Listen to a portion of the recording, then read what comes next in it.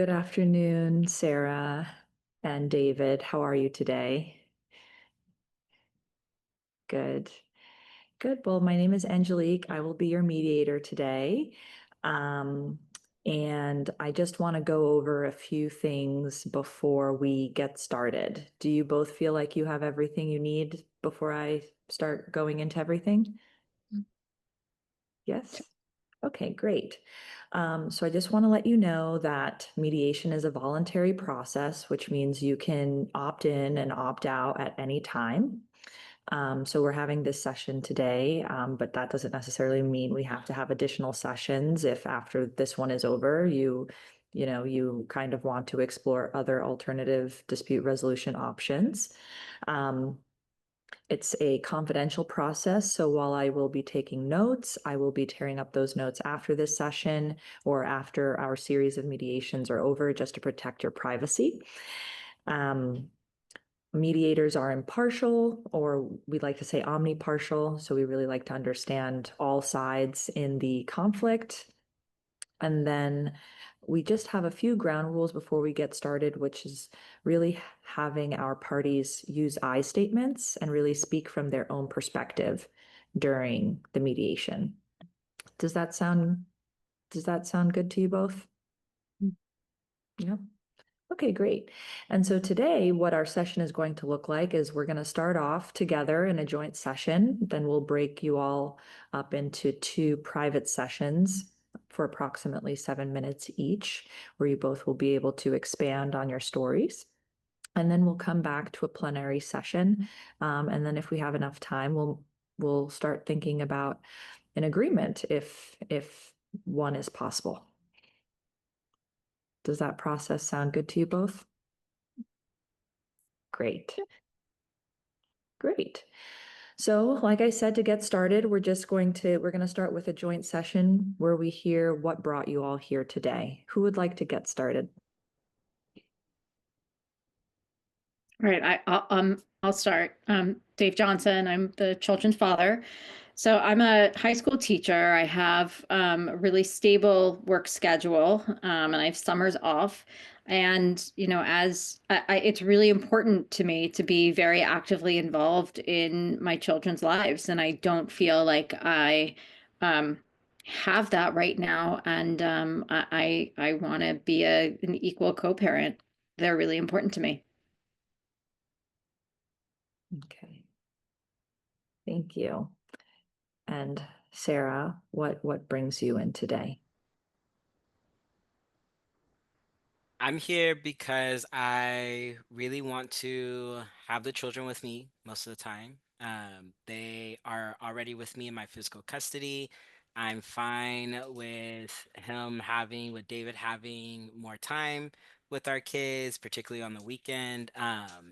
However, I don't want to disrupt their routine.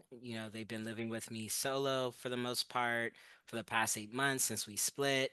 And even though I work as a nurse, my schedule can shift a little bit. They are really comfortable with me. They're comfortable. We have a routine. It's working. And I feel that the majority of the physical custody should remain with me. And he spent time with them on the weekends and holidays. But I really want to split. Well, I worry that a 50-50 custody is actually going to disrupt their routine. And they're at a very young age where consistency, routine is really important. And this is already disruptive for them. Okay, thank you. Yeah, so I hear you saying that routine is really important to you, and that you've put in a lot of effort into creating a structure for the kids. Is that correct? Yes. Yeah. Okay. Um, and just going back to you for a second, David, so what would you say? So we know what's brought you here today. I'm just curious, what would you say your overarching goal is for our time together? I want joint physical and legal custody of my children. Yeah, I don't want to be just there on the weekends or every other weekend as I am now. I want to be a full present part of my children's lives. Right. So if I'm understanding you correctly, it sounds like you feel like you have the capacity to be more involved in Emily and Liam's lives, and you want to make sure that this separation reflects that. Absolutely. Okay. Thank you. And Sarah, what would you say your overarching goal is for our time together today or for this mediation? For the children to remain where they are. And we can increase, again, we can increase visitation, we can increase David's presence in their life, but to not disrupt our children's lives any more than what we've already done. Okay. So Sarah, I hear you saying that that you really want to make sure that you're not disruptive to the routine and structure that has been carved out for Emily and Liam. Is that correct? Yes. Yeah, that's your overarching goal. Yes. Okay. Well, thank you both for sharing what has brought you into mediation today. I'm going to move this process along and break you both up into individual private sessions. Is there anyone who would like to go first? David I'll go could go first. first. I'll go first. David? Okay, great. So Zoom Master, can you please move me and David or, okay, thank you. Okay, so David, I know this probably isn't the easiest process for you. How are you feeling coming into mediation today? I'm not feeling great. I want to have joint custody, physical and legal custody of my children. She's talking about routine, but kids are adaptable. We can create a new routine right now. We can create a new schedule, a new routine, and the children will get used to that as well. She's a nurse. She doesn't have the most consistent or reliable schedule, but I do. I'm a teacher, and I have the time to be actively involved in their lives and have a strong bond with them. Um, I want to be involved in making important decisions together. I mean, I think it should be a joint decision, whether it's their education or health or activities. I mean, I want to be there as a fully present parent. A lot of decisions are being made without me, and I just don't think that's right. Right. Yeah. So you want to, it sounds like you want to be included in the decision-making process and you feel, is Equal it, participant, not just included. I want to be an equal participant. Yeah. okay. Um, and so, and so do you want to elaborate a little bit more now in the private session about what your goal is beyond equal participant in decision making for Emily and Liam? I mean, I love my kids. I mean, this is about showing up as a parent. Really, that's what's important to me is having a strong relationship with my kids. I really don't see a reason why we can't have joint custody. Mhm. I Right. can provide that predictability and reliability as a teacher that she can as a nurse. Right. Okay. Yeah. So it sounds like you want joint custody and equal participation in your children's lives because because you feel that you do have a strong bond with them and that is something that you want Well, to I make. don't right now. I haven't been able to maintain a strong bond with them because I only see them every other weekend. That's it, every other weekend, and that's just not enough. Okay. Okay. And so what would you say your intended outcome is, right? If you were to receive joint custody and have that equal participation in decision making, what would the outcome be at the end of all of The that? outcome would be that I have a strong relationship with my children, that I am there as a father, that I'm present as a parent, and I have an equal say in how my children are raised. Okay. And are there any barriers that you anticipate to achieving that goal aside from the fact that aside from the current agreement? No, I don't see any barriers. Okay. And are there any changes that you think you might have to make in order to achieve that goal that you have for yourself right now?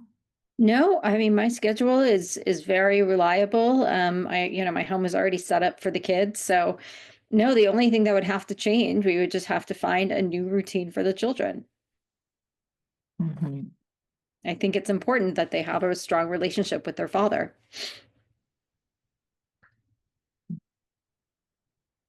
And if you were to create a new routine, what would that look like?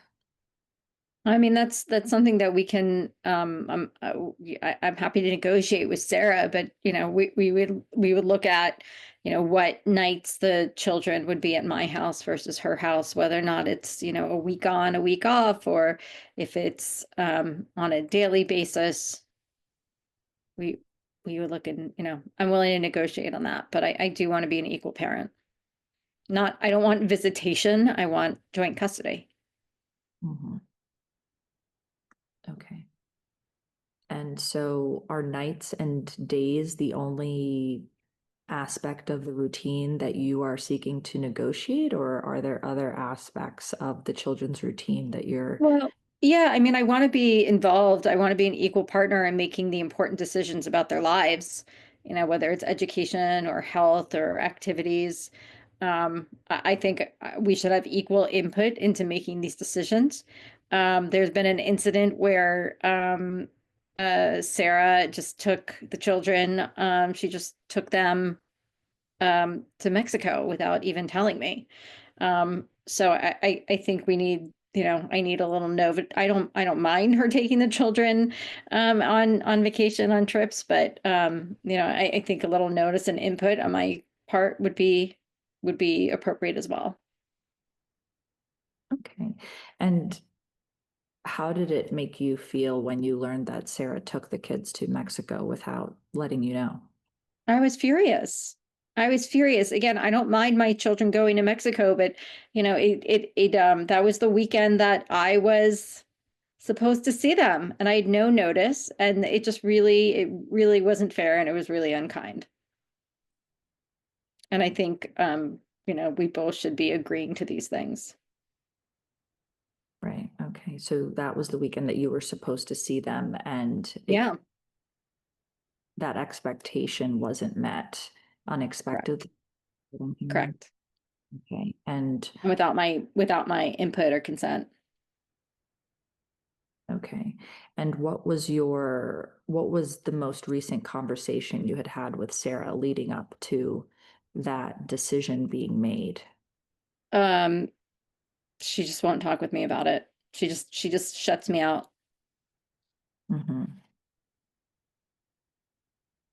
Okay. Okay.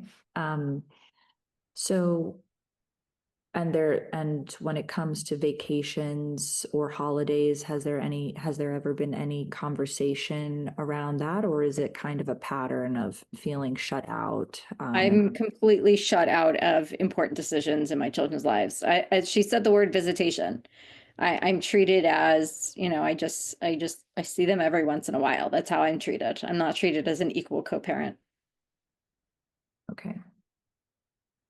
Okay. Yeah. So you want to be seen as a co-parent, not Mhm. someone with visitation rights. Mhm. Right? That's what you want Exactly.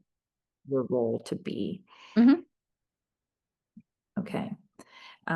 So do you have any possible solutions to this conflict that you think Sarah would also be okay with?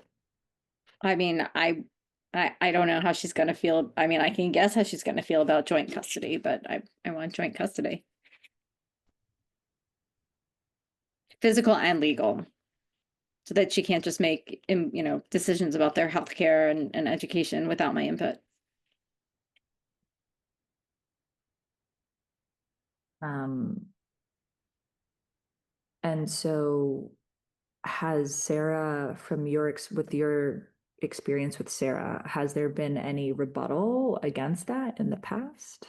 No, she just won't talk to me about it. She just keeps going on about how the kids have their routine, and it's just important that they have their routine after all the upheaval with the divorce, and she just isn't willing to discuss it.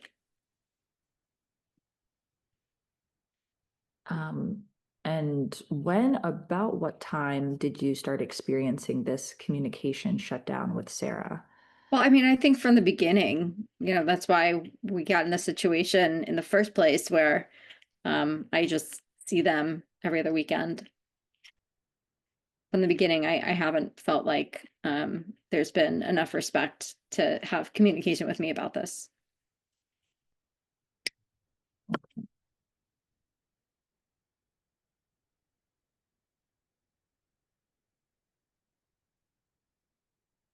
Okay, so when you two separated, so if I'm understanding correctly, when you two separated, the kids stayed with Sarah.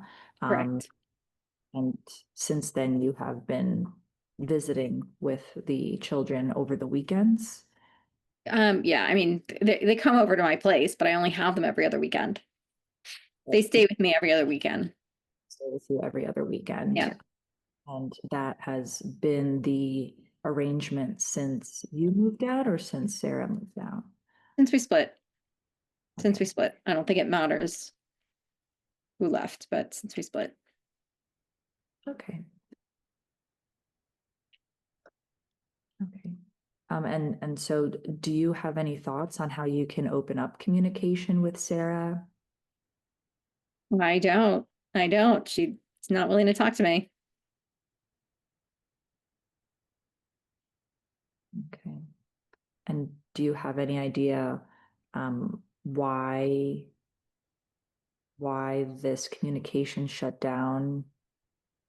I know you said that it has maybe been like this and that has contributed to the split.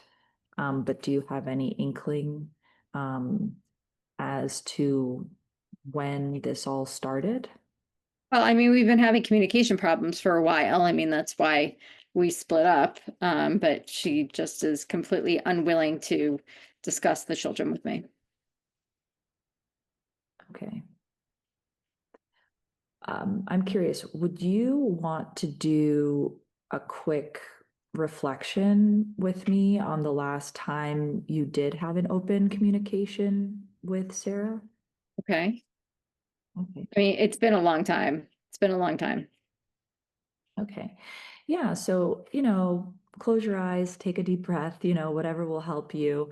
But I just want you to take a second to visualize the last time you were having a moment with Sarah where communication was happening, whether it was ideal or not, right? Just, it could be a conflict situation as well.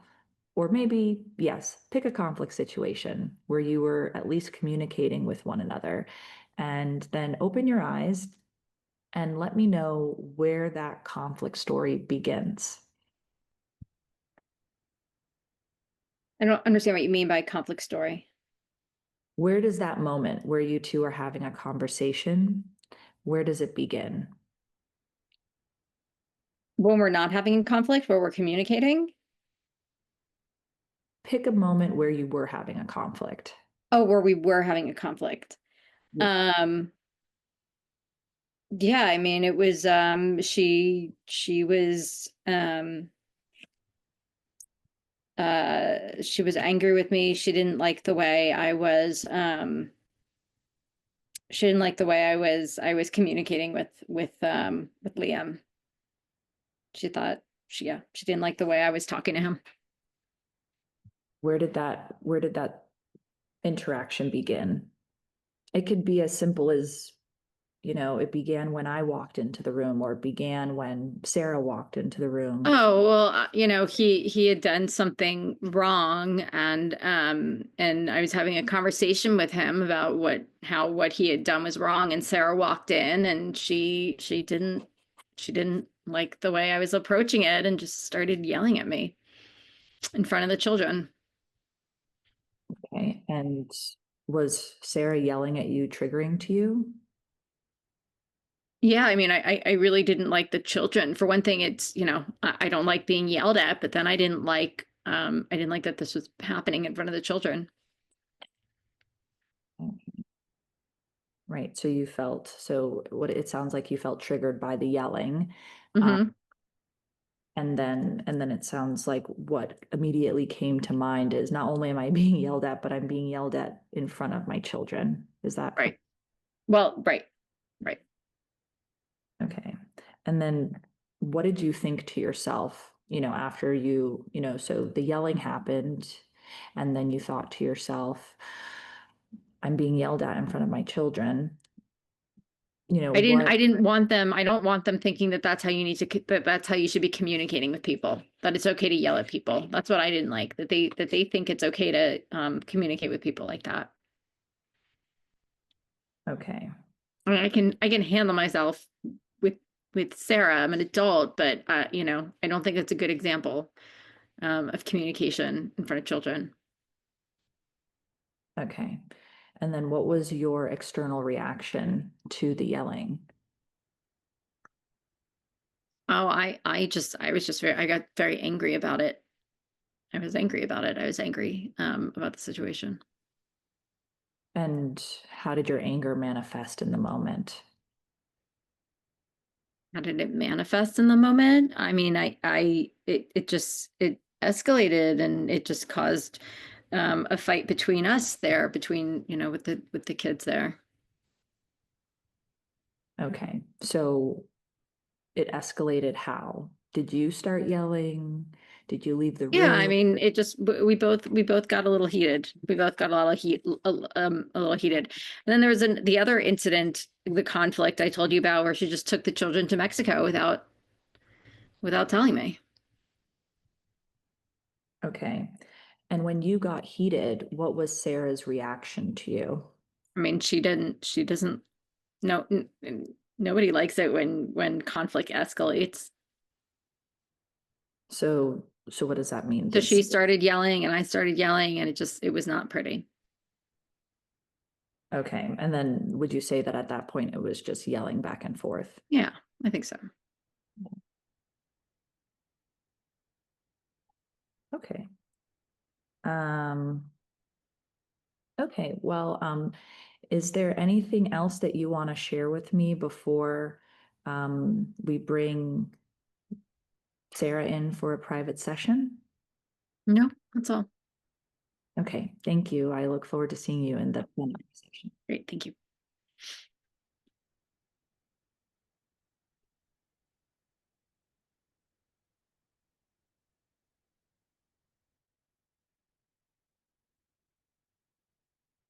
Hi, Sarah. How are you?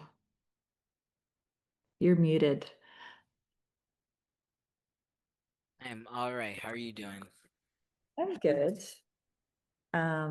So how are you feeling coming into this mediation today? I feel fine. I feel great. Okay. Yeah. Wonderful. Yeah, so I was wondering perhaps you could elaborate a little bit on your goal for the mediation, right? I know you spoke a little bit about it during our first joint session, but I'm wondering if you could reiterate what you're looking to get out of our time together.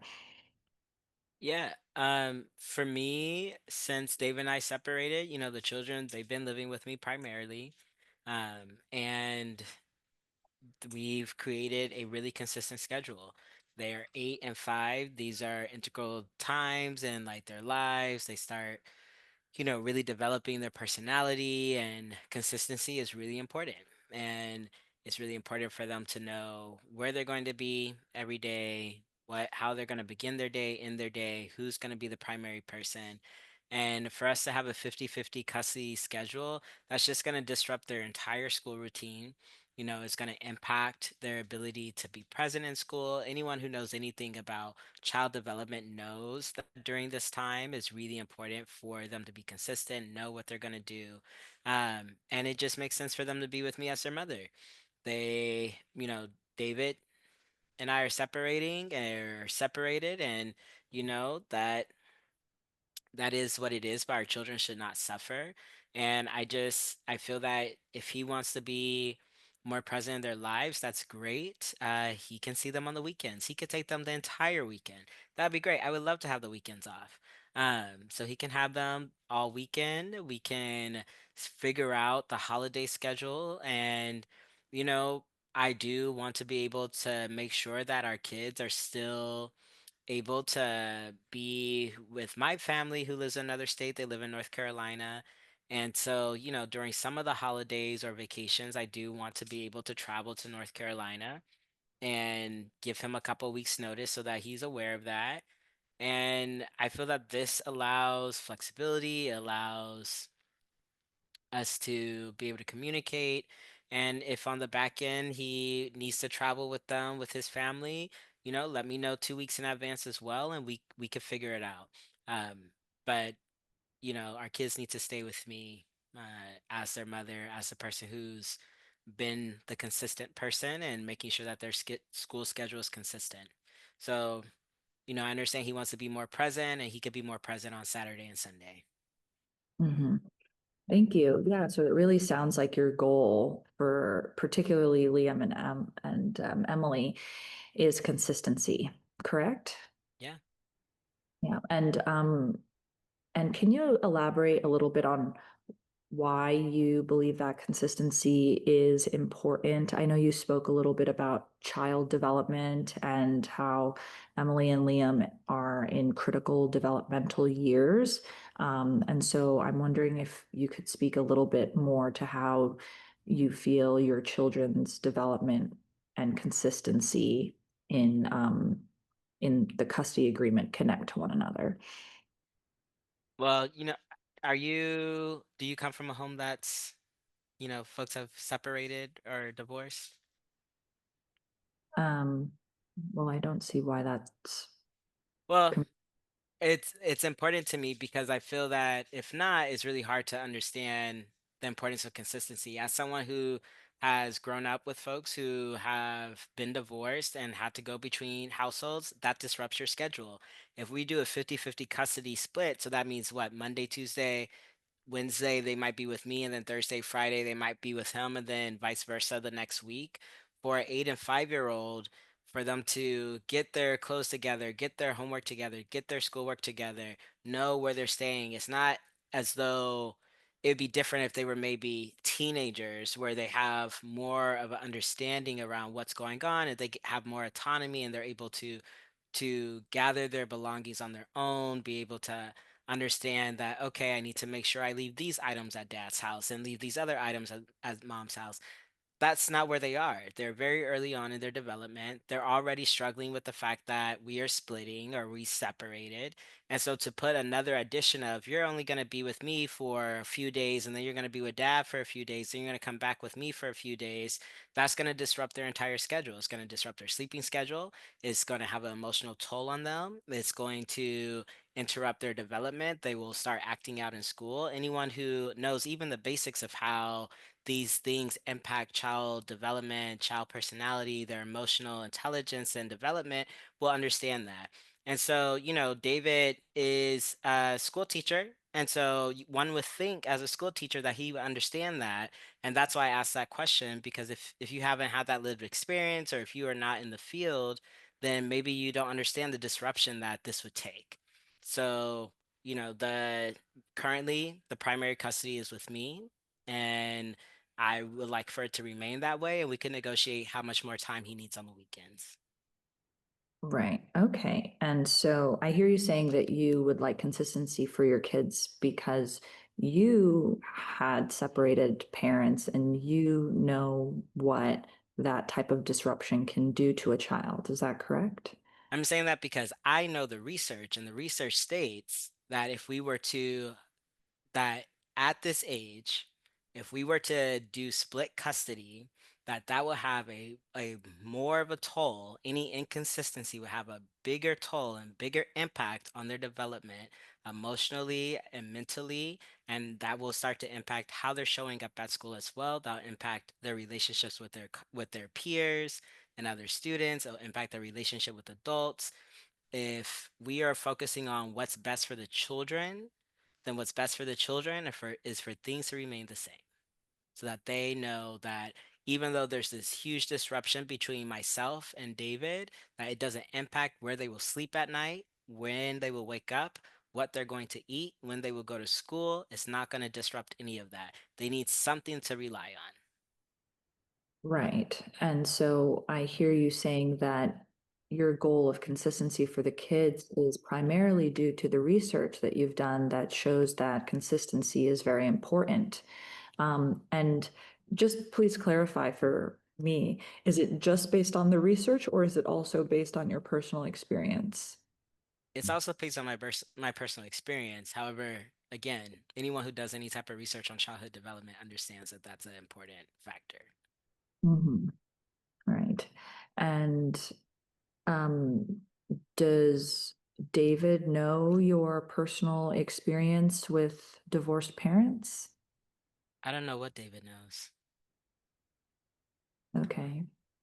And and do you think that what do you know about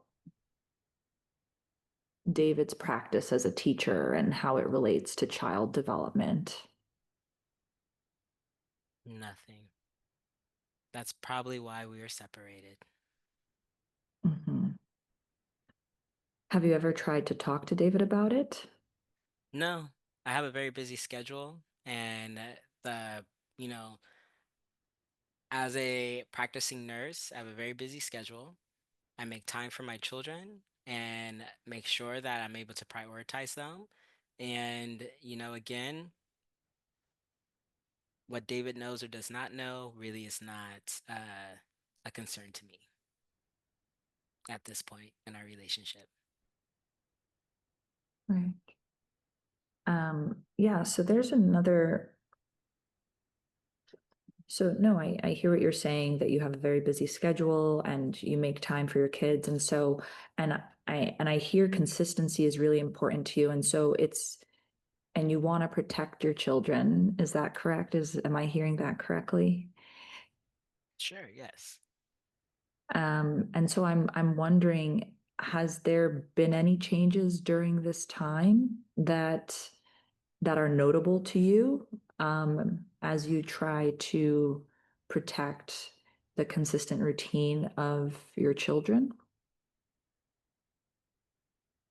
I mean, other than them having a hard time with their parents separating after 8 and 5 years, I mean, like, yeah, their father's not in the home. So that's a noticeable change. And it's been 8 months. And so after 8 months of consistency and building out their routine and their schedule, I'm not willing to disrupt that. Right. And do you know how, do you know anything from your personal experience or from the research that you've done, how the absence of a parent during separation measures up against these other routines that you're implementing for your children? What do you mean by absence? In what way? Like beyond the separation or Well, I guess I'm wondering, based on your research and based on your personal experience, it really sounds like consistency is important and that you want to protect your children from any further disruption. And at the same time, I'm wondering if you have any insight into how this change that has already occurred is impacting your children. the change of us separating for the past 8 months? Is that the change you're referring to? Okay.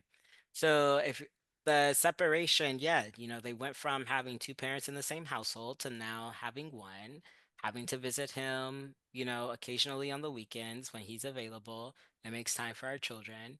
And then having questions, wondering if they did something. All these things are very normal at 8 and 5, wondering if they did something to disrupt it and having to explain to them that no, mommy and daddy have nothing, like, we just are not getting along. And we feel it's best for us not to live together or be together, but it does not impact our love for you.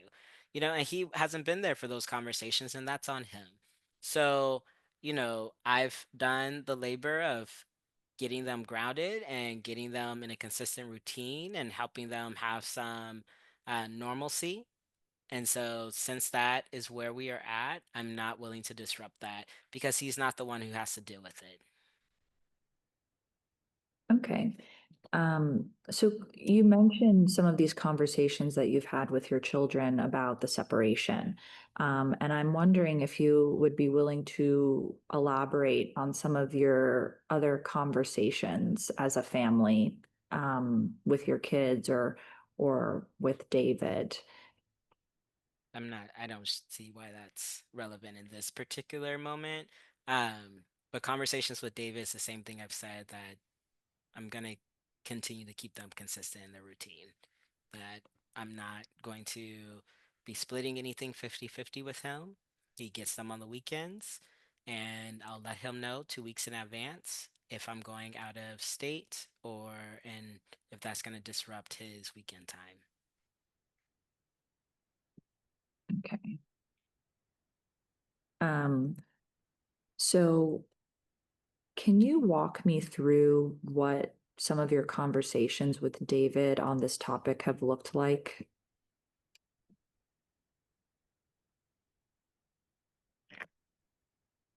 Um, Conversations have just been that he gets them on the weekends. He can have more time with them on weekends and during holidays. I'm completely open to that. And that I'll let him know 2 weeks in advance if I'm going somewhere during a holiday or a vacation. Okay. And how have those conversations typically gone? I mean, we're here, so clearly they have not gone wrong or gone well. Right. So would you be willing to do a activity with me around this topic?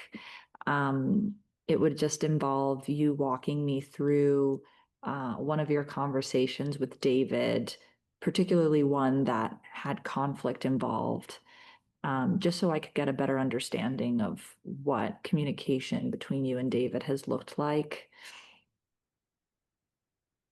Sure. Sure. Okay. So yeah, no, feel free to close your eyes, take a deep breath, whatever you need to do to really visualize maybe one of the most recent conversations you've had with David, whether that be about the separation, custody, or otherwise. And when you have that image in your mind, I'm just going to ask you to tell me, where did the conversation begin? It could have begun with you walking into the room. It could have begun with David walking into the room. But start us off with just letting me know, where did the conversation begin? David asking for more time outside of the weekends and for us to have a 50-50 custody split. And I said no. So where did that begin? Where were you? I think he called me. It's very hard for me to pinpoint where I was exactly because, like I said, I have a very busy schedule. If I'm not working, I'm with my kids. But I'm sure it was a phone call. Phone call. He wanted to talk about seeing his kids more, seeing our kids more. I said you get to see them on Saturday, or pick them up Friday evening.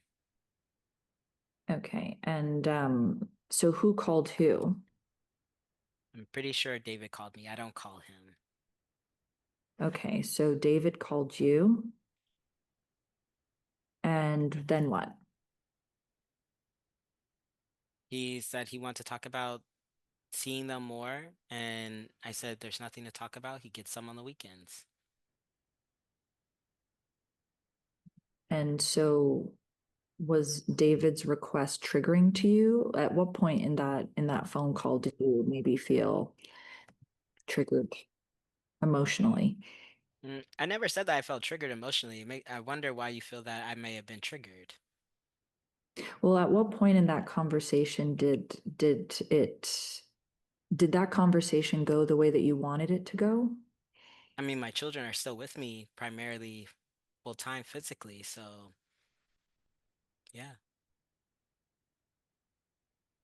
And is that a conversation that you would say was a one laced with conflict, or is that a typical conversation between you and David?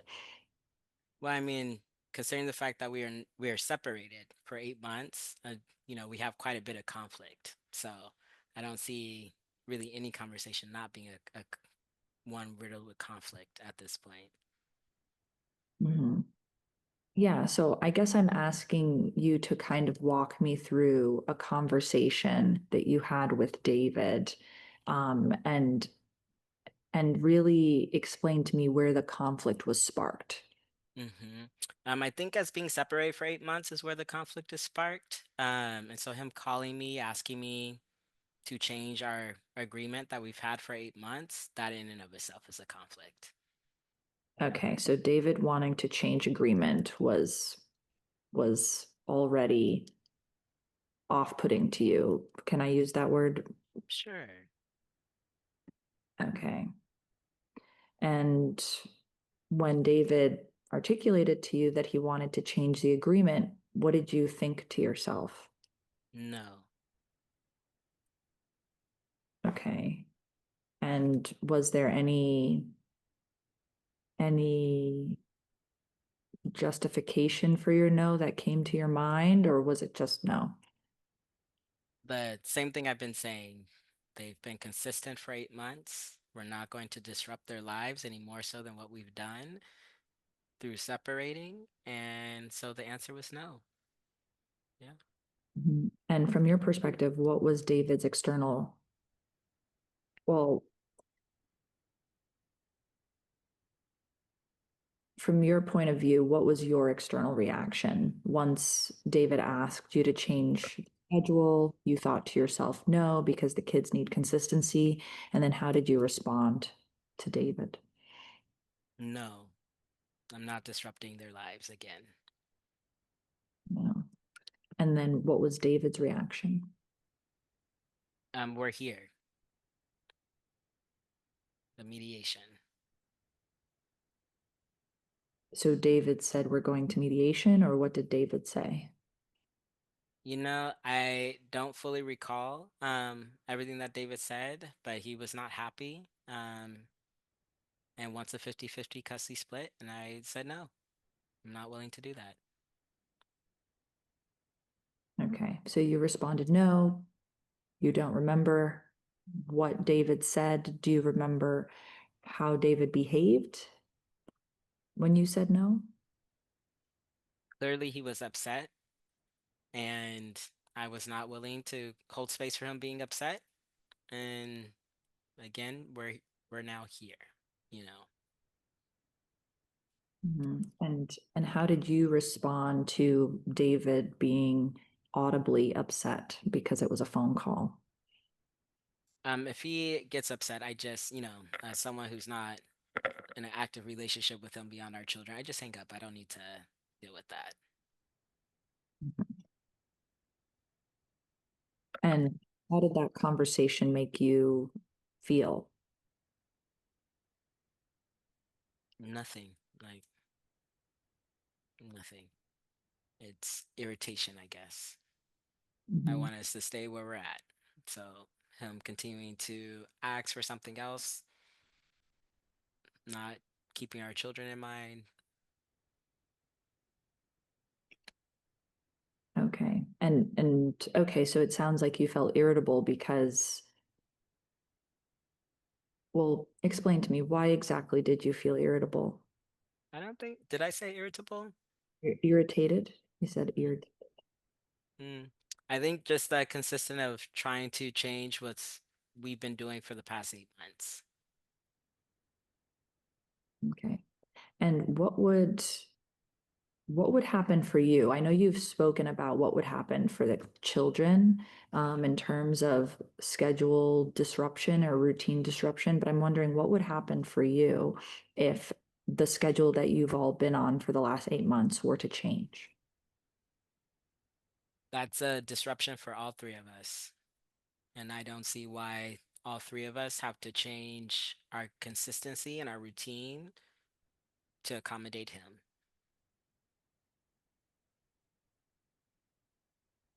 Hmm. So you feel, is it accurate to say that you would feel like you would be accommodating David if you were to change the schedule in any way after the last 8 months that have passed? I feel like the focus will move off of supporting the needs and creating stability for our children and support his desire.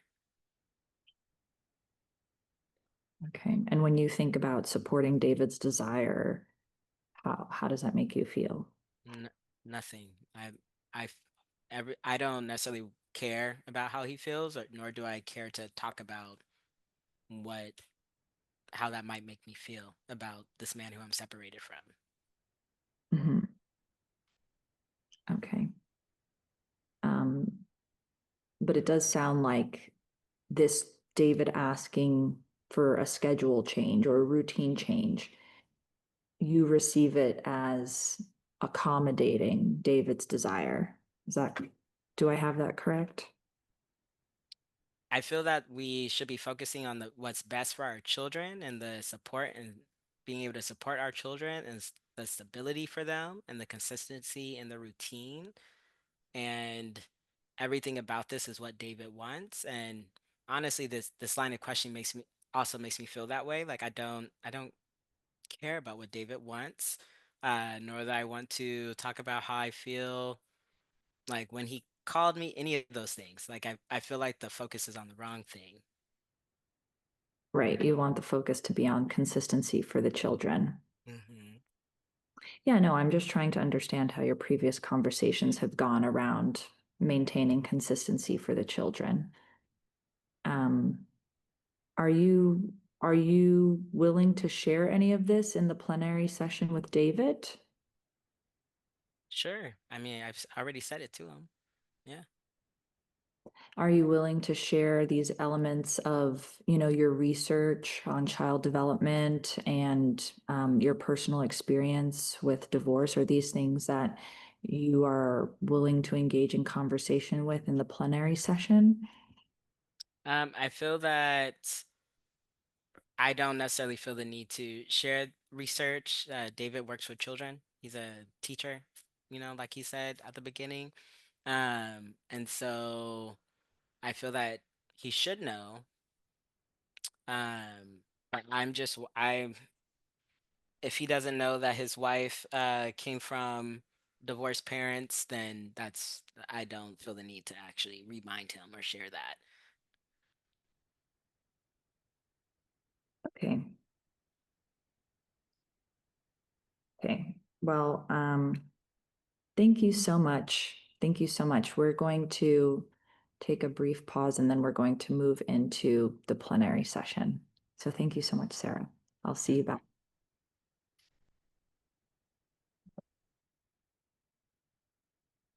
Zoom master, can you move us into What would you like to do? if we went into a plenary session, I don't know if we have enough time to do it, but Okay, I'm gonna bring them in, but then I want you to start summarizing, huh? summarizing. Okay, sounds good.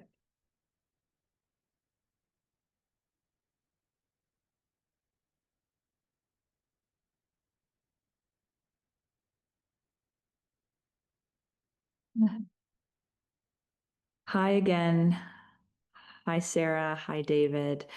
Yeah, so, I want to thank you both for being here today and for engaging in, our primary joint session and our private sessions.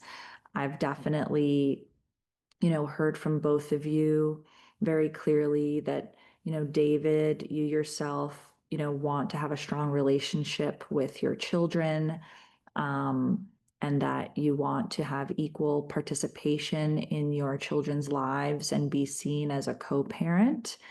Um, and and Sarah, I've definitely heard from you that consistency is really very important to you, and to the development of your children.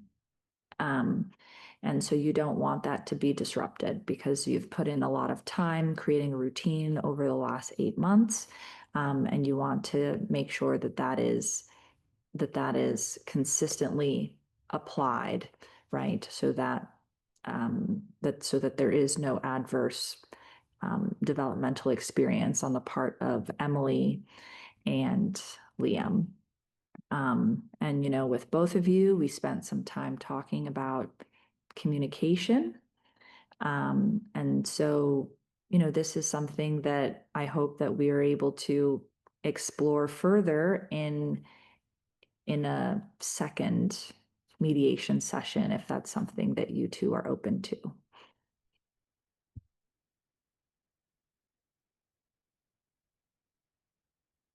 How do you both feel that you're leaving today after having expressed more in depth your goals and your sides of the story? Well, I do feel like you've heard me. Okay, great. Sarah? You know, I really have to sit with whether or not I want to come back again, but yes, I will get back to you.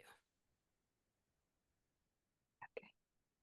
Thank you. I hope you both enjoy the rest of your day. Good job. You're done, right? Yes, I'm done. Perfect. Now we can transition from our, our actor mode to, our friendly mode. And, we're gonna use this period of time to transition. There's a lot to debrief on. And let's start with the observers themselves. What was your observation? What did you see the mediator do? Well, what do you have question on based on what you have observed from the mediation? Yeah. I thought she did a good job. Very soothing voice. She asked what brings the parties into the mediation session. I thought that was good. I thought it was very kind that she used the kids' actual names. That was good, especially in a custody situation. She had very good restatement of what they were stating to her. She was empathetic, engaging. Um, the questions I had were about the reflection. Like it kind of confused me, and I'm not sure your thought behind it, because as a newbie and just doing the 40-hour class in several of these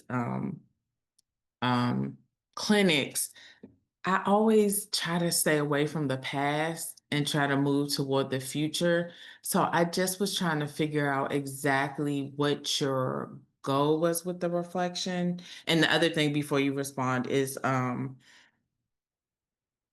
just being careful labeling people's emotions, because like we had that in our 40-hour session, and we had a member of the cohort who was like, I would be very upset if someone said I was emotional. That's not the term you used, but she was like, if someone said that about her, it would really upset her. So anyway, just basically, what was your goal behind the reflection portion? Yeah, no. So my goal was to really understand, well, what I was hearing from both David and Sarah was this communication shutdown that was being described. And so I did the reflection because I guess I wanted to kind of unearth what actual communication between them is like when they are communicating, even if it's in conflict, right? Because I guess I couldn't get a sense of what that looked like with the responses of like, this is what I want, I don't talk about it, and then, oh, I try to talk about it, but no one responds to me, right? Like that was very much, I guess from my vantage point, a position. And so I was trying to kind of like, okay, so when you're not in this position, what does communication look like? but that might, Maybe you should have just said that, explained it a little more, because as a party, I didn't really quite know where you were going, and I was feeling a little defensive about it, and I wasn't quite sure what I was walking into. So yeah, just putting it out there and saying like, I'm trying to get a sense of this. Can you describe? okay, so explain the purpose of the activity. Yeah, explain the process, explain the purpose. Mhm. And then for what reason did you want to, and for what reason did you want to get a handle on their communication style, right? Is it so that they will communicate in a better way moving forward? Or was it just to get a sense, like if you just want to get a sense of them, then, I mean, you can see them, right? Like interacting with each other. Yeah, so I think like just a little more, just showing your work a little more to them could have just, and maybe like made David feel a little less on the spot and defensive. Mhm. Okay. And would it before we go back to you, Alexis, if you have any follow-up question, did you also feel like you actually tied yourself when you started, sort of like trying to understand their communication pattern? Do I think Yeah. Yeah, did you think that you sort of like got stuck in that and you were unable to make any progress? I mean, I think I felt like I made more progress with David than with Sarah, because David expressed anger in that activity. And so it was just very clear to me that David, had these really, had these things that were important to them and that these boundaries were being broken. Right. And that was something that could be further, explored in conversations with the other party.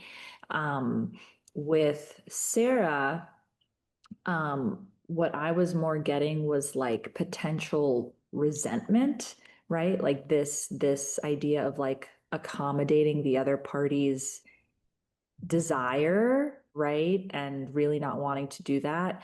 That's what stood out to me. But I do feel like I made more progress with David in doing that activity than with Sarah. Yes. Yeah. I'm going to give you more feedback on the communication component of it, but yeah, I I thought it was assuming that the reflection component of it, that could have been very, very, very effective if you had, I think Abby stated it earlier, if you had explained it earlier, that would have been very, very effective. Alexis, did we cut you off? No, you didn't cut me off. It's very difficult actually in looking for different positions. I saw one for like a divorce mediator, and I was like, there's no way that I could do that. It's just so much emotion involved, and yeah. So, I think you did a great job. It's just the reflection part of it kind of threw me, and I just thought it was kind of dangerous territory, especially when Sarah asked you if you came from a home of divorced parents. I was like, oh wow. Like it was it was like, okay, this is really getting ready to go downhill.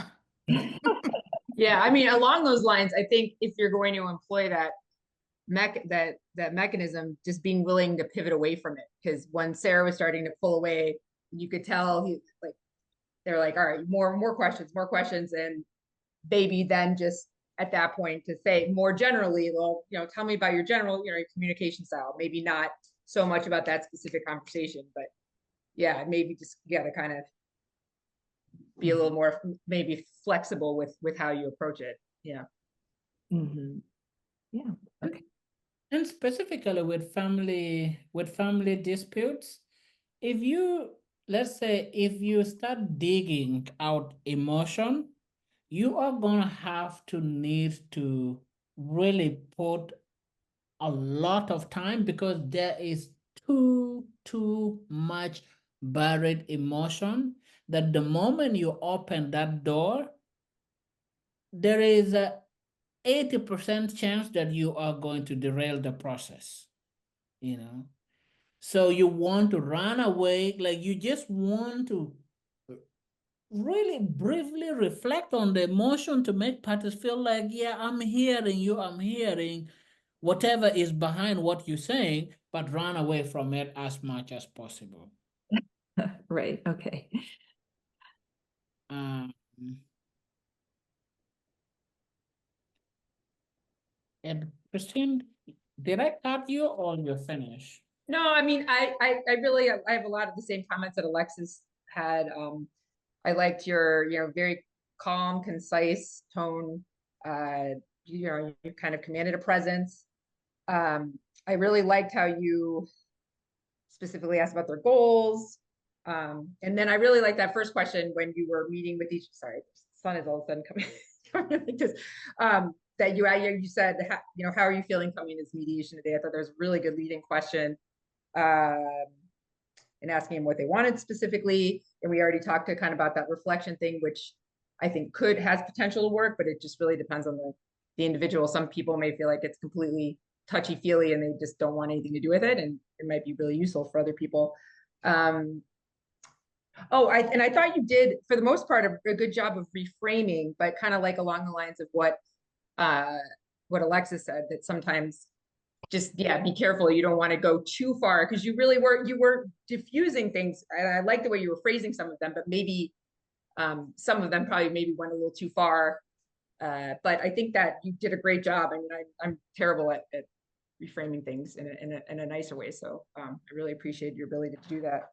And I think that's, and then just, I mean, maybe, I know you ran out of time, but bringing this, I mean, I've seen this scenario before, and I remember the comment was trying to explore other things like what were the schedules of the parties and just other lines of questioning that might have given you a bit of more of a breakthrough.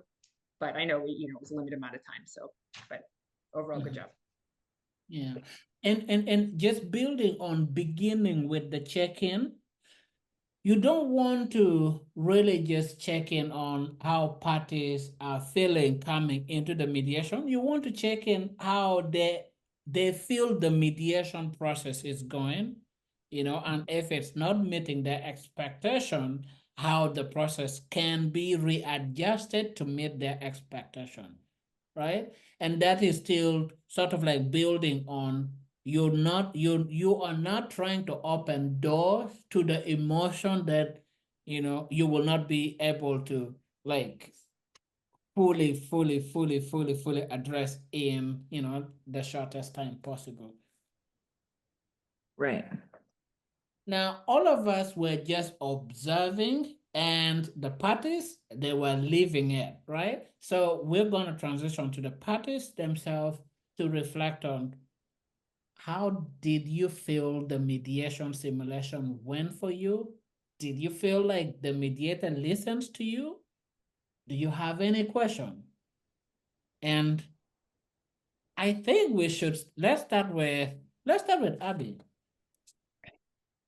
Well, Angelique, I thought you did a really excellent job. And I really appreciated the tone you used and your presence, and it was very calm and reassuring. It didn't feel like you were taking sides. I appreciate the way you would share, like the way you were looping me, right? Like I would share how I felt about how I was feeling about the situation, or you asked me what was going on, and you would state it back to me, summarizing it. And so I felt really heard that way.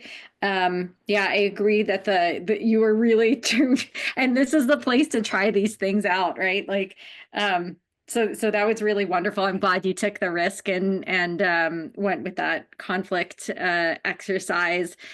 I told you my reaction to it, but otherwise I thought you were doing a really excellent job, and I felt heard. And I feel like that's really important, and you're engendering a lot of trust when somebody feels heard. Mm-hmm. Absolutely. Zami. Hey, Angelique. So I'm first gonna preface this with I am a difficult person in a role play situation.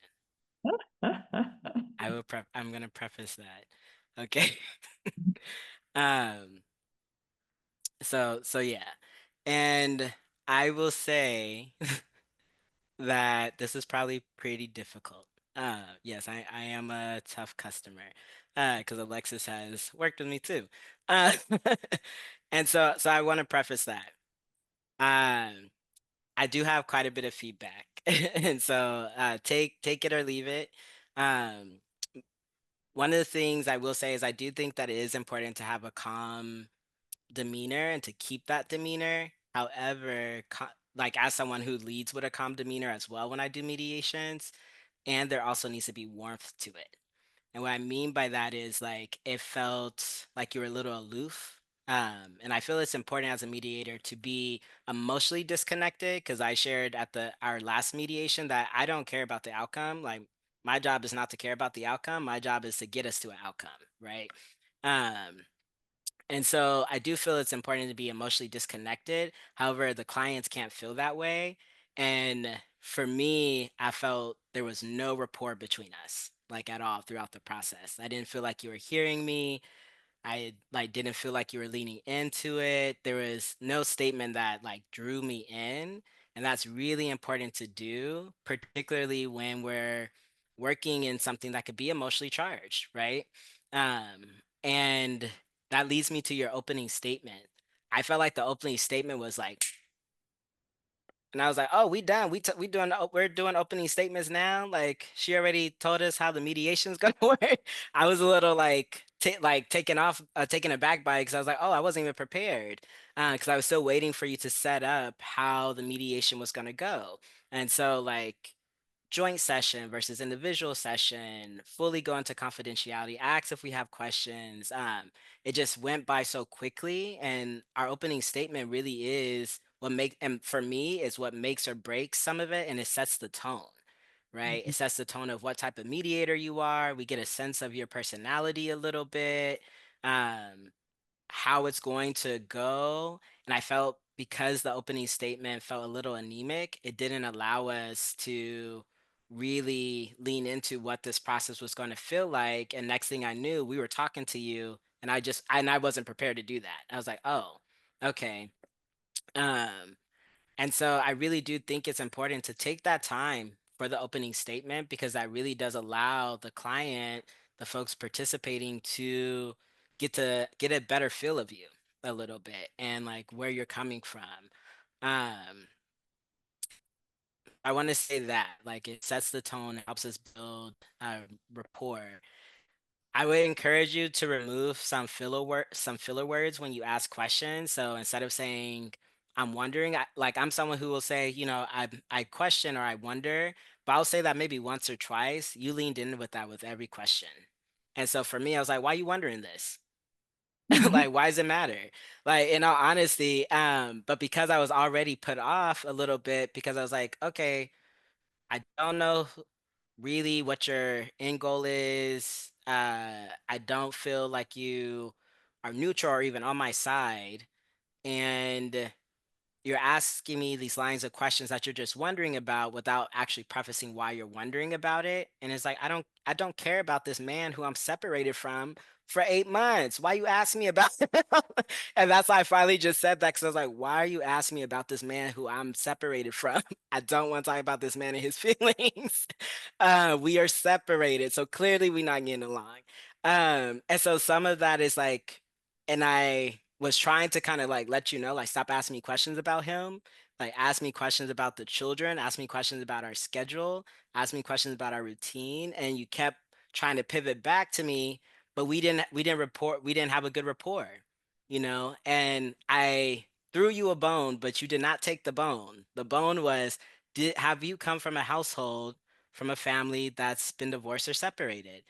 And instead of answering the question, your response was, I don't see, basically, you were about to say, I don't see why that's relevant. And for me, that ended it. I was like, we are not about to get along. I'm about to stand 10 toes down in the fact that we are not going to get along. I'm not letting this mediation go past this because we were supposed to build rapport in that moment and you did not do it. So I'm about to just run rush shot all over you right now. Like, and that was literally my mentality, was like, oh no, I'm about to end this. We not full stop, about to end it. And so it's important to really think about that. Like, how can I get this person to lean into me? How can I build the rapport? Because I'm not getting anywhere. And I literally, every turn you went, I was like, oh no, we about to go right into this corner. Oh, we're about to go back into this corner. And so like, just really be mindful of that. Be mindful about like, how do I build a relationship, right? How do I get the client to lean into me, especially when I'm seeing that they're hesitant and they're not budging? And, be mindful about labeling folks' emotions, like, whenever you would label my emotion, I would respond with, I don't think I said that. Right. So when you were like, when were you triggered? I don't think I said I was ever triggered. What makes you think that I was triggered in a conversation you weren't privy to? So like, I know this is probably a hard lesson, but it's important because I'm like, we can't label people's emotions, and we label their emotions, particularly in something like a family dispute, a divorce, about kids, that's going to heighten so many feelings, or potentially heighten those feelings. And so some of what I was doing was also like, okay, so here's another lesson. Don't say I'm triggered if I didn't say I was triggered, right? Like, that in itself could trigger the situation. Mhm. And then just lastly, a question that could have been asked is, outside of the weekends, what are other ways that David could spend more time with Emily and Liam? Are they involved in any extracurricular activities that maybe he could go to that you wouldn't mind him picking them up from and dropping them off at home? Right? And so, because I didn't say he couldn't pick them up from things, I just said, you're going to spend time on the weekends, holidays. And I said multiple times, I have a busy schedule. Oh, well, do they have extracurricular activities? Can he pick them up from school, take them to the activity, and then drop them off at home? Because I said they need to wake up and they need to go to bed and get up at the same place, right? And so those are also opportunities to say, oh, Sarah just wants them to sleep and get and rise in the same location, wants the routine to be the same. Okay, can David pick them up from school? Are you okay with that, since they get out of class the same time? Right? So like, helping the client expand their vision and get out of like pigeonhole tunnel vision too. I really feel like you got stuck in the like wanting to understand how we work, but it's like, that's actually not your job. You don't need to understand me in any way, shape, or form. You need to get us to being willing to get to a solution. Whether you understand me, I don't care. But whether you hear me, that's important.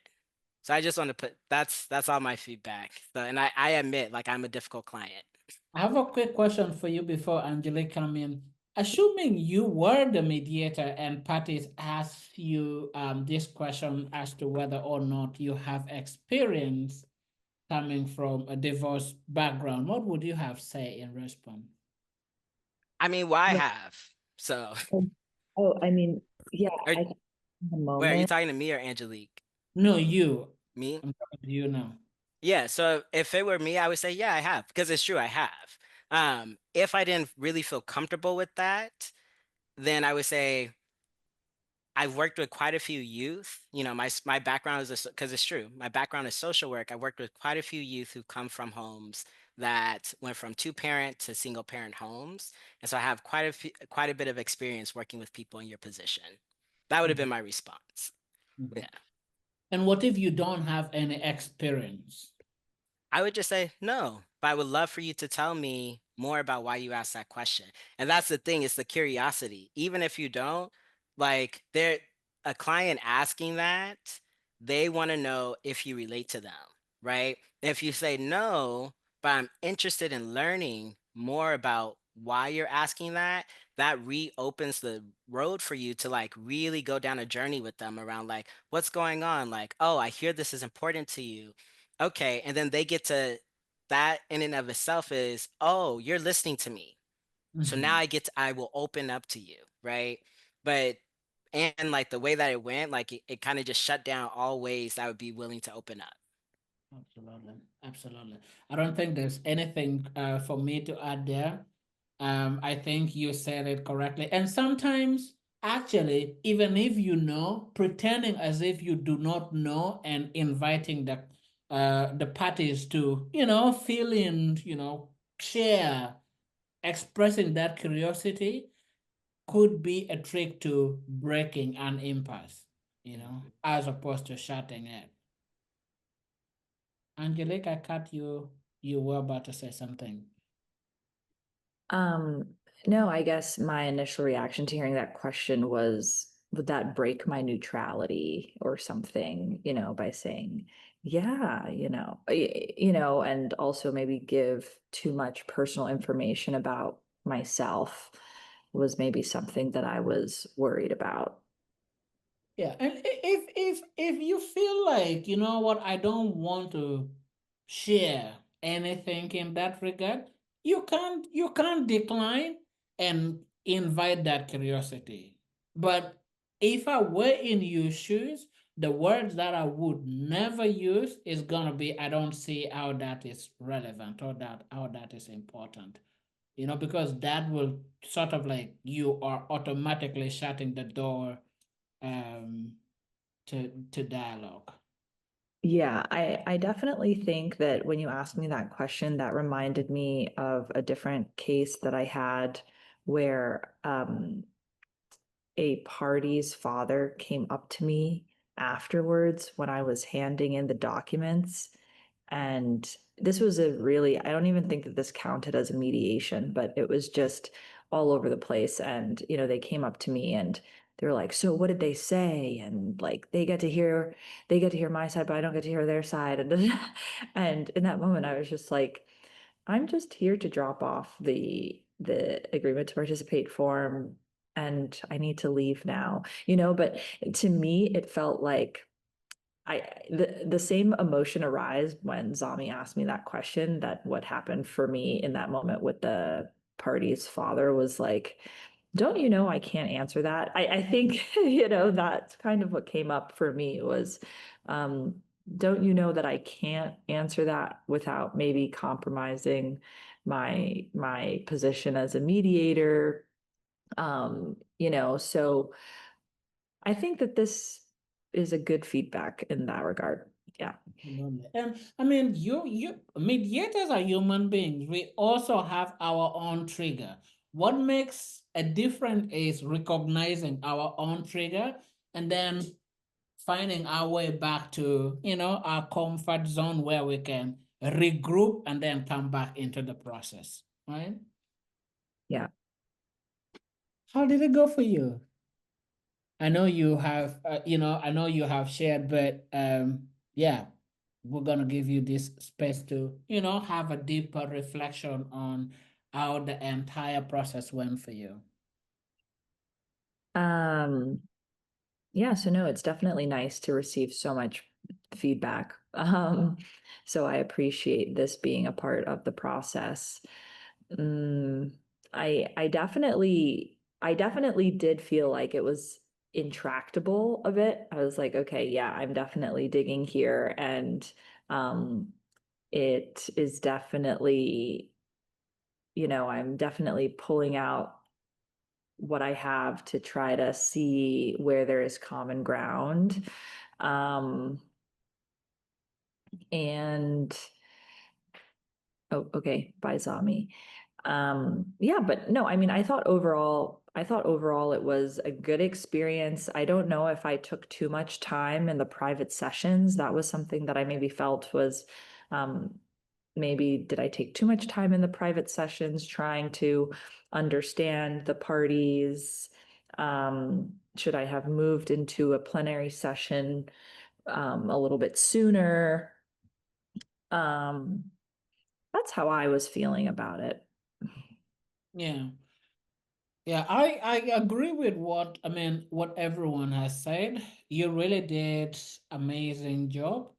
Family mediation specifically, it is unique and it is difficult because there is a lot involved in family mediation. The word that I was looking for, I think, was soothing voice. I was like, I wonder what is Angelique's. So thank you, Alexis. Your soothing voice and calm demeanor was really, really good. You do have, I would say you do have knowledge about the mediation, and that knowledge was conveyed in your opening statement and how you presented yourself throughout the mediation. Just like Zami has said, it may make sense to sort of like figure out what else could be added onto the opening statement itself. And sometimes maybe before you start talking about what mediation is and all those things, you may have, let's say, your checklist. Have your checklist with the parties, checking with the parties, how you are going to refer to them throughout the mediation process and all those. Once you have created that sort of like interactive, interactive rapport with them, then you go to talk with them about what the mediation is. If you have ground rule, you can talk about, for example, your ground rule, you talk about your process, but in all those, you definitely want to bring parties in. Oftentimes, I say, for me, when mediator is lecturing to me, that put me off, right? As opposed to when mediator or I'm having a conversation with the mediator, right? So you want your opening statement to be detailed enough for parties to know each and everything that they're about to get into, but also you want it to be interactive enough so that parties don't feel like this person is lecturing to us, right? And then when it comes to the actual skill itself, how you open, let's say, your information gathering, was amazing. And before, let's say, after your opening statement, you reflected, after your opening statement, you reframed Zami's statement. And for Abby, you started reframing Abby's after you have asked what is our goal, right? So then for me, I'm like, well, Abby gave an opening statement. You didn't. Like, if you want to reframe or summarize, then you have to be mindful that you are summarizing all parties' opening statement. That is one. And then number two, after opening statement, you went straight to, for example, goal. But if I were in your shoes, I would have spent more time during that opening statement to ask about, like, I will shift focus from the parties per se to the children, ask about how the children is doing and all those kind of things, right? After I have asked those questions and parties have shared, and I feel like, you know what, now all of us have a comprehensive understanding of how the children are doing and what brought parties to mediation. Let's shift focus right now to sort of to agenda setting or listing of topics. Therein, we are listing the specific things that parties want to resolve during the mediation. And in this case, custody was one of them, parenting time was one of them, communication was one of them, holidays was another thing. We already talked about, travel, whether within the country or outside of the country, was one of the things that parties wanted to address. Once you have those issues listed or the agenda settings, it is easy then to transition to an option generation. Try to come up with as many ideas as possible to resolve those issues one by one, right? In family mediation, it is very common that sometimes, for example, let's say if you are going to do so in a joint setting, the moment one party says something, the other one will respond to it. So at that point, you definitely want to let parties know before you even open the floor to option generation, let parties know that at this point, we are going to think creatively and collaboratively to raise as many ideas as possible. I'm going to write those ideas down. None of those ideas constitute an agreement. So for now, let's focus on generating as many ideas as possible. Once we feel like we have exhausted all potential options that we could think of, then we'll transition to option evaluation, right? That way, the process will be structured and there will be more progress in it, you know.